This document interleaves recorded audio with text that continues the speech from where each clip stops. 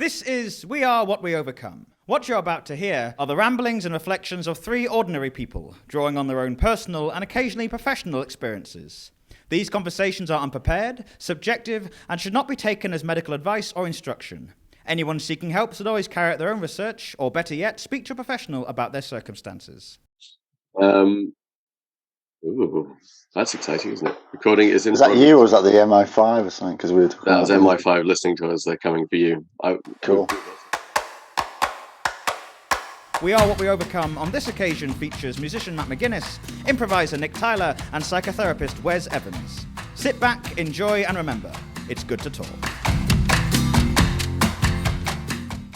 Hello, and welcome to our podcast of We Are What We Overcome. We're just three guys talking about mental health in an increasingly demented world.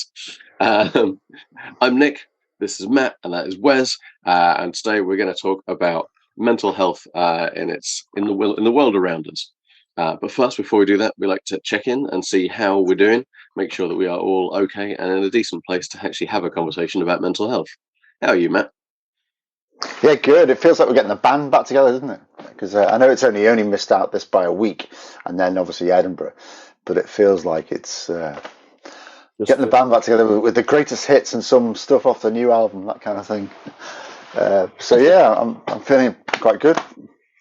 How are you, Wes? I'm good, yeah. Same kind of feeling, actually. Like you say, only takes a little bit of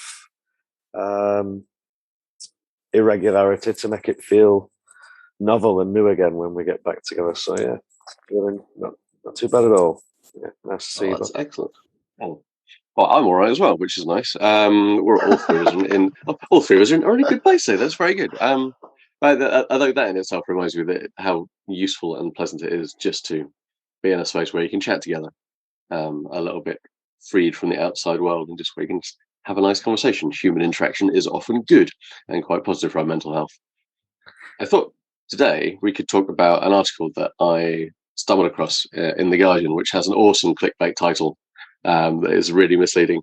But the content is good. It was in The Guardian. I'm a psychologist, and I believe that we've been told devastating lies about mental health by Sana Arson. That's a little misleading. But what the article is really about is about how so much of the cause and the exacerbating effects of our mental health is not really internal at all. You know, we can go, oh, you're sad, you need to fix you. But actually the world around us is frequently a terrifying, broken mess. And that's what's causing us to be traumatized and sad. And it's something we haven't quite talked about. So probably worth a little bit of thoughts. I know you have some ideas about it, Wes. Yeah, well, you sent it across to us, didn't you? And I've had a look at it.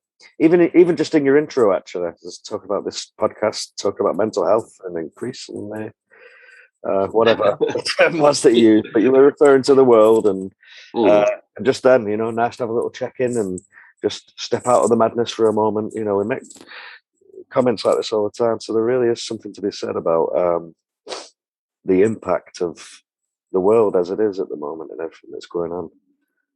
Yeah, I know Matt's often frequently additionally stressed by the environmental climate issues that are in the world that are sort of inescapable.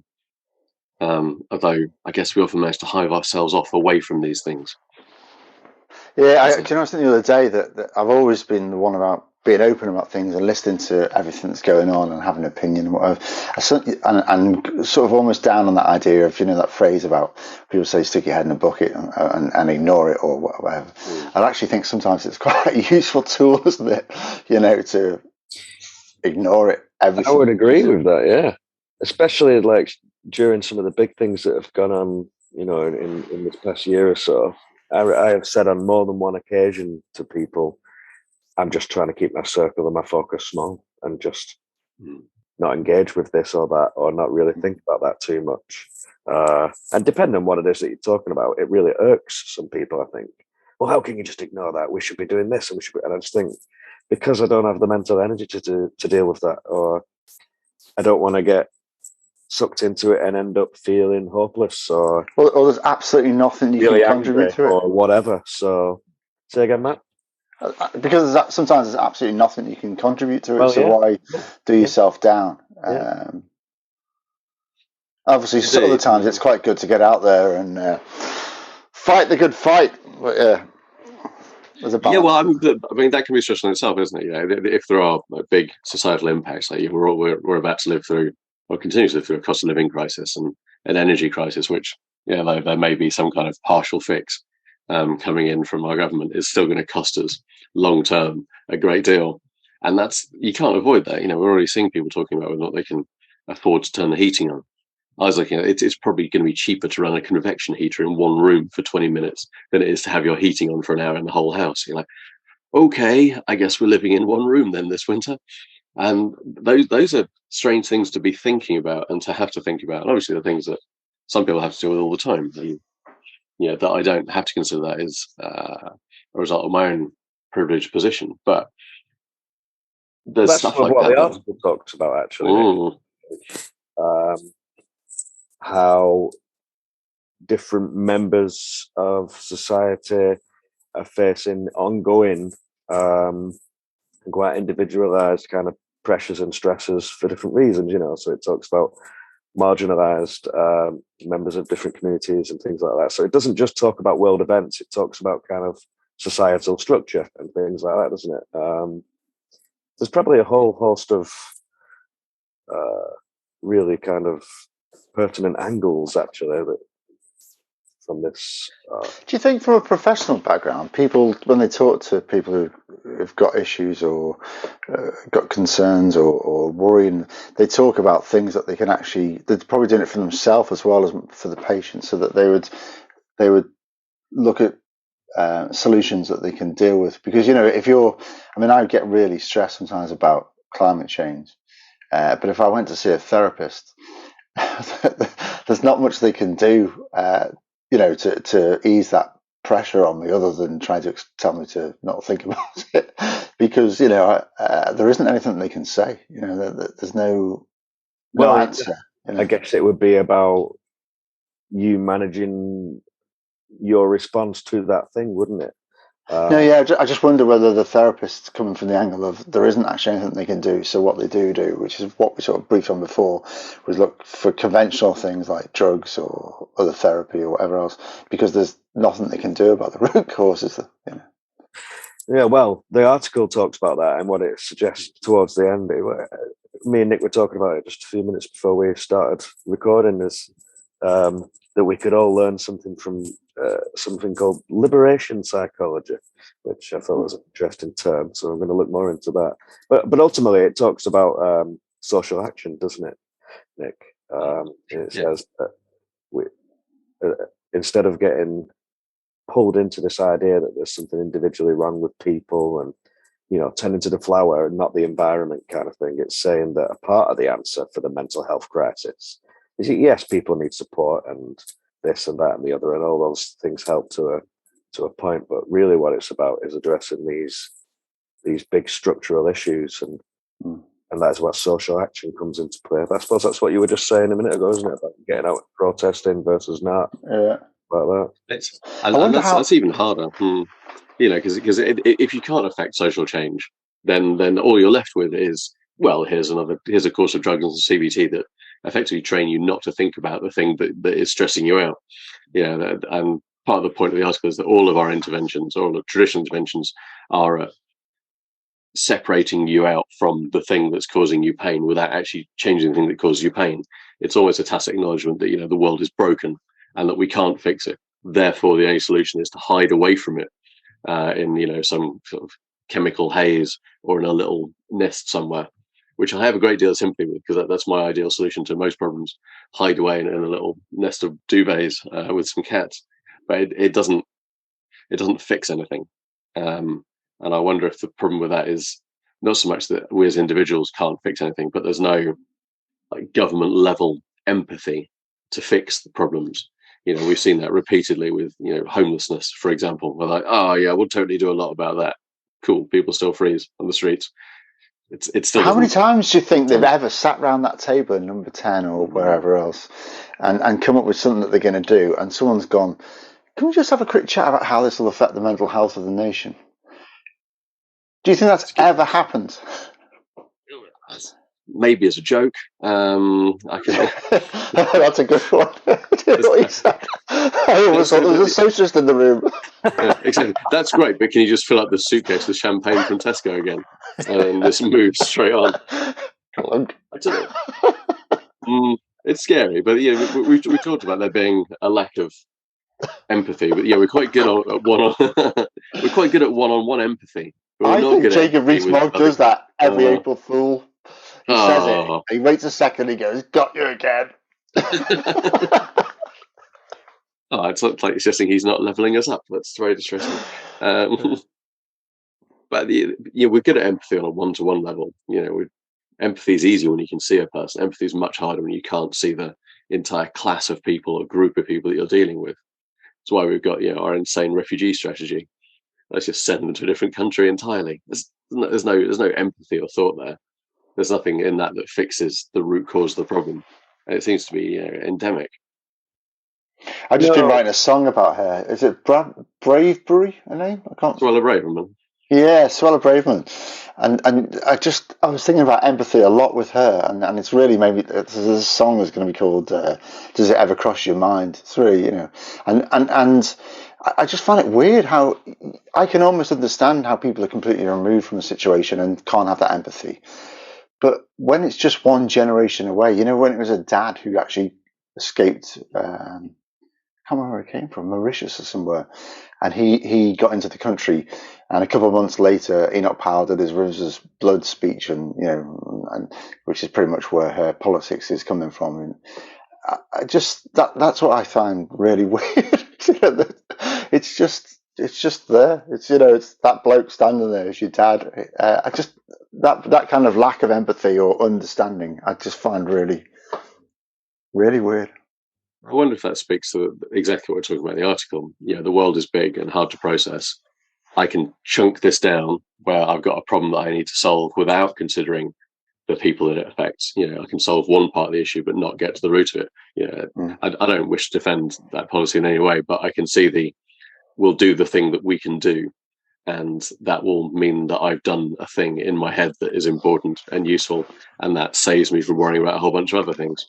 Yeah, I'm not going to speak about that specific policy either, but I'm speaking more generally. But I suppose what the article is talking about and what we're talking about really is kind of trauma. Really, is how in one way or another we're all exposed to different kind of levels and types of trauma, and because trauma is just defined as something that has a long-lasting negative impact. Something that happens that has a long-lasting negative impact on your well-being and functioning. So you could liken some of the response to putting your head in a bucket, avoiding things, keeping your circle small, blah blah blah, whatever, as a trauma response, essentially, couldn't you? Think about that makes a lot of sense. About things in the context of a response to trauma. So there's something in that, I think. This also got me thinking about our young people and kind of the younger generation. And I think I said to you again, just as we were thinking about this topic, Nick, before we started recording, there's a lot of kind of one generation bashing the younger generation for, well, we didn't have this and that and the other going on in our day. We just got on with things, and the youth of today aren't as resilient, and there just seems that everybody has a mental health condition nowadays, and what's going on and all this kind of stuff. And I think, well, perhaps there's something to be said for what this article is saying, is that the world has become a big, complex, strange, messed up place, hasn't it? And our young people are more and more exposed to it than ever. I think they're more in tune with climate change as well, and that's, to me, fundamentally is you can't escape that. That's a big looming thing there, and it's for them, isn't it? It's not so much, or it is probably for us quite a lot actually, but it's going to impact the kids much more than it'll impact us. Well, and then and we're living in this technological, fast kind of internet world, and they're born into that as well, and everything's available, everything's at fingertips. And I've had many a conversation with people before about this kind of angle, but describing it, I suppose, as what we're talking, macro level trauma. I just think there's something really eye-opening about that. I think it fits well with some of the sort of philosophical ideas that we talked about before, and people talk about being human is not so much the pursuit of happiness, but the avoidance of pain. We're all flinching away from the many things around us that causes pain, because it's hard to imagine what the ideal human environment that has no trauma and suffering in it is. Where it's a weirdly biblical idea, isn't it? We're cursed by our own knowledge and by our own sense of the world around us. We can't ignore these things. I don't think we can't not suffer, can we? There's going to be suffering. We're impacted. Yeah, we're impacted by all these things, but we have so little power over. Yeah, I reflect on it for myself. I take antidepressants every day and have done for a long time, and I wonder. Is I guess the trauma is in me, that requires that to go to sleep and to stop and to not freak out and all that sort of stuff. But I don't know what could be done in the world to the point where I don't need to take those. Especially stuff that is genuine trauma. Say genuine trauma from the past rather than present and continuing trauma. I don't know how that ceases to be part of my emotional environment, and for present trauma. I don't know what you're supposed to do with that either. I don't know. I think my issue with the article, which I agree with, that the world is traumatizing, is cool. So now what? Yeah. What are you about to say, Matt? It's just the thing for me I think quite a lot of my stuff's based around external factors, because you see lots of things, and I suppose sometimes it might come across arrogant, but you look at it and you think, why don't you just do this? Why don't you do that? Why? From your simple positive approach here. Why don't we just feed the people in this country so that they don't die of starvation? I know it's a bit of a wild socialist idea there, but why don't we just do it for a laugh? Just do it, because it'd be a bit different. That's the issue that I have when I get too stuck into politics, and there's absolutely almost zero I can do about anything. That's what bugs me, because it seems so obvious sometimes of how to deal with stuff,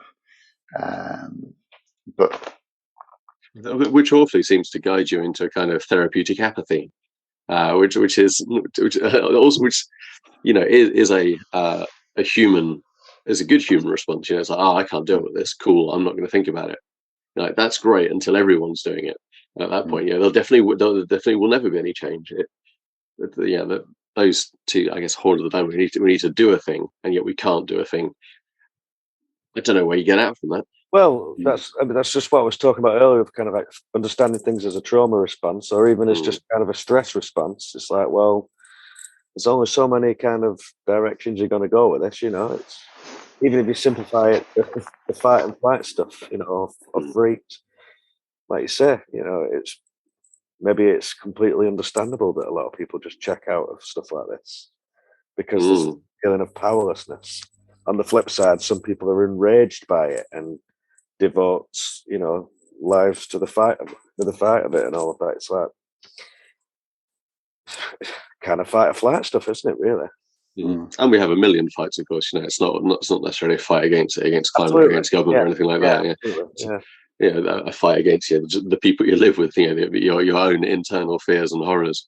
And talk a lot with people about their this idea that we're shaped by our experiences and stuff, and of course we do a lot of thinking about what was my individual experience in my family, in my area, growing up where I did blah blah blah blah. I know I've said it already, but I'm just keep being struck by the fact that you kind of ignore the big picture sometimes, don't we? And I do think it's a pragmatic response. It's like, because what do you do with it? You've got the big picture, you can see it. I like that term you use, therapeutic apathy. It seems like a dangerous road to go down. Well, what I would do, what I do time and time again, the work is something around understanding yourself in response to this stuff.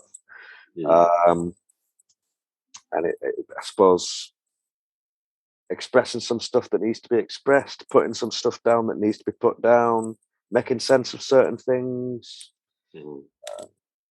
healing from the impact of certain things.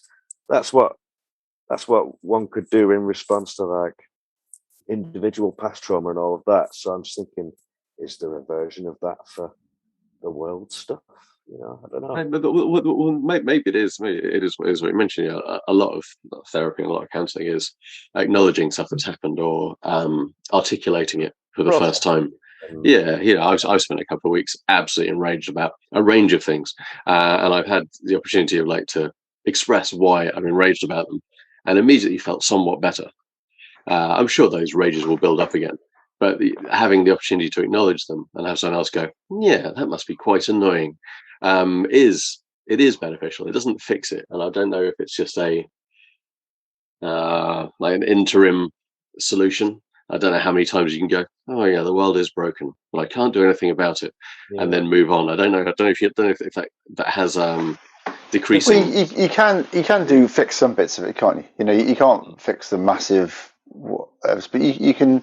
I mean, I find anything I can do locally, and I haven't done that much recently, but started to get back into it. But things you can do does help, you know, in some ways. And like you said, you know, having your speaking out about stuff. I mean, I went into a meeting the other day because now we're in a position in the village that there is no public transport whatsoever through the village. So the older people in the village are stuck. I mean, you know, they just are reliant on people to drive more, and that in itself at this meeting was annoying them because they don't want to be reliant on other people driving. They used to get on a bus, and someone at the meeting who was a politician of the right side was explaining how the bus services and the bus people are commercial operations. They just don't understand the importance of a bus service. Politician of the right side. And I was just like, do you ever listen to what you're saying? But do you know what I mean? So revealing.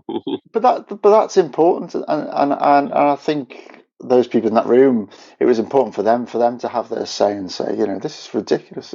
So I think there are things that you can do when you're feeling. I mean, I know we were saying before when you've got the mental capacity, and that's exactly important.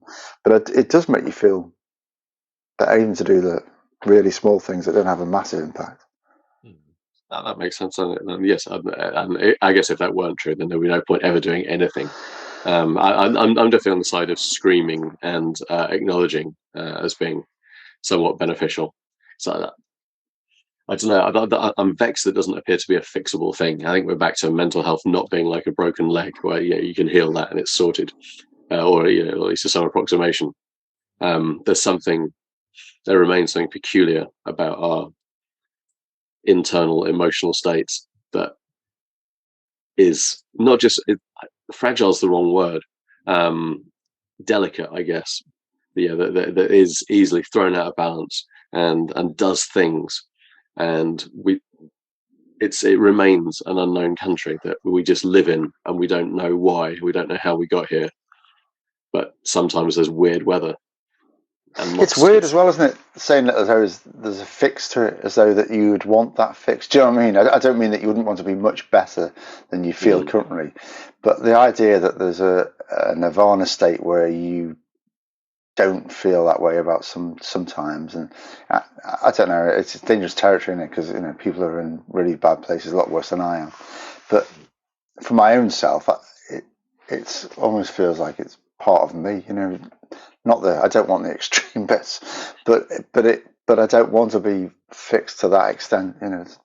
It's kind of human to experience a whole host of emotions and feelings and stuff, isn't it? You know, like to speak to, you know, the state of nirvana thing or whatever. Like, what is fixed in inverted commas, you know. But then on the flip side, to just say, well, to be human is to suffer. Oh well, it's a bit too Catholic for my liking. Accept it and just get on. It's a little grim, but I'd say that feels like it ties into a lot of the identity conversations that I've seen people having about taking mental health drugs and other bits and pieces, not just antidepressants and stuff, but ADHD meds and all that kind of thing, people go, well, just stop taking them. Be your true self. And the response is, cool. My true self is unable to complete a simple task and just spends all day crying under a duvet. That's not a better version. But that version is informed by the environmental pressures around me. These drugs mitigate that to the extent that I can function in a society partially by ignoring big chunks of it, maybe, depending on what you're taking and who you are. Who says to stop taking drugs? Oh, it's a pretty common thing. You shouldn't take. Right. It's not a natural way to live. Naturalistic fallacy is a joy. You should tell them that it keeps your violence under control, and if they want to see whether they're working or not, why don't they come round, spend a week with you, and you'll get off the drug and see what happens. Oh, absolutely. Yeah, I would look forward to a world that I don't sleep in for like 5 days. 5 days, like 3 or 4 days at a time. Get way hyper and then crash appallingly. It's not a version of me that I particularly like. I quite like the emotional highs, but I don't. The rest of it's crap. I'll take a median approach to my life instead, which I think is what they do. But it's that same thing. Without that trauma, are we the same people that we would be? Would we recognize ourselves? Is Matt's empathic response and empathetic response to things a function of his earlier and lifelong trauma? And without that, had you lived a privileged life, I don't know, riding a horse and eating with silver spoons or whatever, would you have no eating a silver spoon?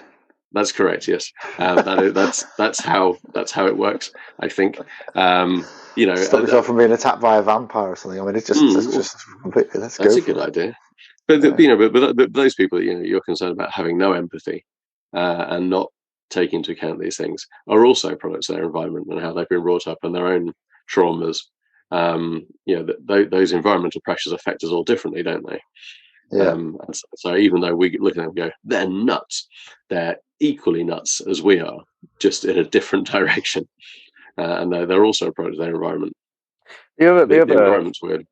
Thing about this is there's a lot of research, like the nature nurture debate and all of that. I've been kind of heavy nurture all the time, and I know that a bit of nature makes a difference. And then there's this idea that nature is nurtured, so you might have predispositions and things like that, and these things are kind of switched on or not depending on the environment and your experiences.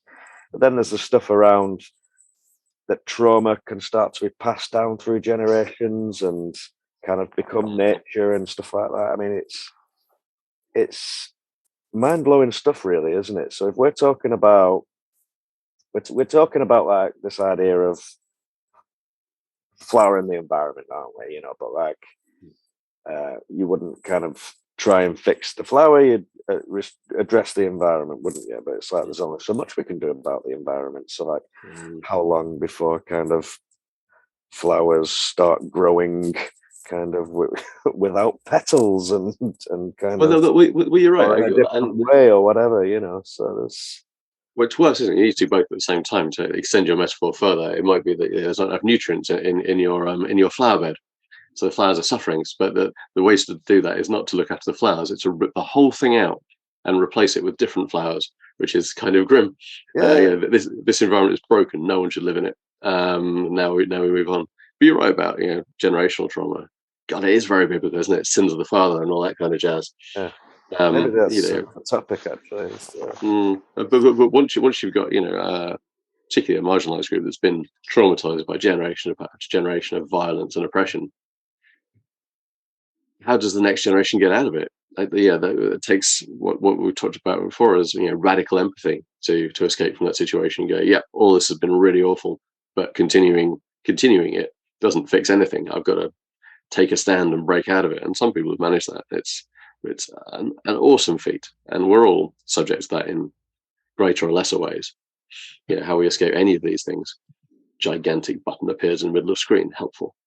I don't know. It's strange. Maybe we should leave this place. This weird dread land inside our own heads. We have to find sufficient diversion to distract us from everything that we've been thinking about so far. Mexico. Yeah, that'd be great. We should go there. Let's do a podcast from Mexico. It would sort out lots of stuff. That sounds lovely. Yeah. So the arts counsellor go for it. I don't think they would they? I don't know. I'm sure they've funded Maybe weirder Nick stuff. could help you with a new bid or whatever. Oh yeah, I'll be very, very, very persuasive. Take my violence around and go, hello, I'd like to have a conversation about a grant, please. I don't know. It's strange. This article's left me thinking in a very odd way. I'm feeling both doomed and empowered by the same thing, which is a really weird condition to be in. You know, I'm left feeling on the one hand that there's nothing we can do but respond and be trapped and pigeonholed by our environment and the weird stuff that happens in it, while also thinking that simply acknowledging that is a kind of liberation and freedom, but one that doesn't go far enough. Removes, I don't know, takes away the fences but not the handcuffs. I'm not sure. Ooh. Something like that. I think I'm just going to think, go back Wes? to therapeutic apathy. I don't care because it's good for me. I guess it's sort of true, isn't it? Which feels even more awful. Yeah, there's definitely a truth to that. What you, Matt? Where are you at? just listening to two is great. I was just trying to. I obviously clearly need to read this article. Yeah, I was just going to say you've not even read it, have you? But I. Maybe you don't. Maybe ignorance is bliss, Matt. Well, I've tried that all my life. Forget this conversation. I don't know. You're going to get some buckets where you can put them in your where you meet clients and just charge by the hour to stick your head in it for. Stick your head, go home, stick your head in the bucket. It'll be all right. Yeah. Oh, I was thinking the much more nature-based version where you just got a bucket of soil, you just put your foot in a bucket of soil. I bet that's quite nice, actually. Foot in a bucket of soil. Yeah, just one foot. What kind of soil? I mean, I don't mean like wet mud. That feels like that would be horrible, or like clay that you can't. I just like compost. That's quite nice, isn't it? Yeah, that feeling. What with worms in it as well? Sure, why not? Worms are fine. They're not gonna eat you, are they? They might clean your feet, like those fish things as well. The ones that got banned from shopping centres because they never clean the water. It was horrible. I don't know. These things all seem like excellent ways to avoid thinking about the world around us. Yeah, and I think we're inevitably led back to them because it feels like the safe place to be. I don't know what the risk. I don't know how you'd. Leaves me curious about how we would broach the risky place where we emerge from our relative safe cocoons, and quite how we get to that point. Isn't it? I just go back to this thing of like it's got to be instinct, survival instinct, or like, you know, just a rational, normal, understandable response to find ways to escape from the big stuff. I think you just kind of have to, don't you?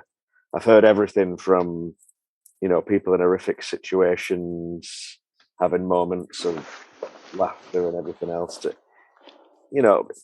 hear stories about the camaraderie during the Holocaust and in the camps and things like that, don't you? And I've read different bits of things about that, and that it's part of the human spirit to kind of find some escape. And so on the one hand, we can talk about that, well, if we ignore the big stuff, then we're kind of ignoring the problem. And I think the article's good in highlighting the fact that, not all of the problems lie within, and we've got to look outwards, and we've got to take a big look at the structural stuff that's grinding us down on a daily and is probably damaging. But at the same time, I just think, maybe it's okay to escape sometimes. We do that quite naturally, or hopefully we do that quite naturally throughout the days, don't we? We don't get up in the morning and say, "Would you like some cornflakes?" And bloody hell, climate change, it still hasn't changed. Do you know what I mean? It's still not being fixed. That seems like every conversation with you, Matt. I've been pretty good recently. You have. Well, you shouldn't be. Have you seen all the shit that's going on? I haven't. Well, that's what I think. Did you do this? I think that's what I was going to say. Yeah, I think you're right that escape from trauma is a natural human instinct, but the fact that we're all having to do it and that we're all having to escape from trauma is pretty crushing, that we either haven't successfully changed the world or we genuinely can't change the world. So all everyone can do is just hide from it until the whole thing crumbles around us and just pretend it's not happening is not great either. I don't know. I'm in a proper like doom camp now. There's always Fight Club.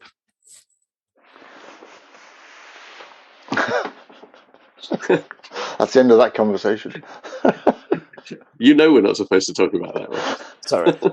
Yeah, it's right there. But I think that's a great example actually of a way to deal with trauma, isn't it? That's exactly what that's about. Yep. No. So generate a whole new personality to escape the trauma that you had. All right, cool. Let's start a fight club. I nominate. Project Mayhem. Project Mayhem. It's going to have to be halfway. It's going to have to be in Leeds. I think we should establish that for the next time we meet up. Okay. So the next time we see each other will be underneath a pub in Leeds, probably. And Nick and Matt, you're going to fight first, I think. That's fine. As long as I can bring a weapon, that's fine. I'll be the weapon. Oh, wow. I've been called one many a time. I look forward to you wielding Wes against me. That would be exciting. Ugh. Okay. So going from situational trauma to physical trauma. Lovely. That sounds good. All right. I'm not sure if we've reached any great conclusions for this one, other than that it is a complex and interesting topic. I've decided I'm going to read the article, so that's a good conclusion for me. Good start. Yeah. And then maybe I could bring it up at the next podcast, and you two will have forgotten about it by then because you need to bury everything. Yeah, and we could start the whole thing again. Yeah. Oh, no! Don't bring back my buried trauma. That's no good. It's been buried for a good reason. It needs to stay there. If it comes out, I'll be sad. All right, excellent, gentlemen. Well, take care in this crazy world, people. Yes. Thanks for listening, folks. If you got any thoughts or ideas, we'd love to hear them. By all means, share them on our Facebook page or send us an email through our podcast page. That'd be great. And until then, look after yourselves and each other. If you've been affected by anything that we've talked about tonight, that's cool. We were kind of hoping you would be. If you haven't been affected by anything tonight, then that's great too. You're probably fine. Of course, if you say you're fine, there's a good chance you aren't. So you might also have been affected. And if you've been affected before, you probably will be again. Please talk to someone. It can get better, and together we can survive. We are what we overcome.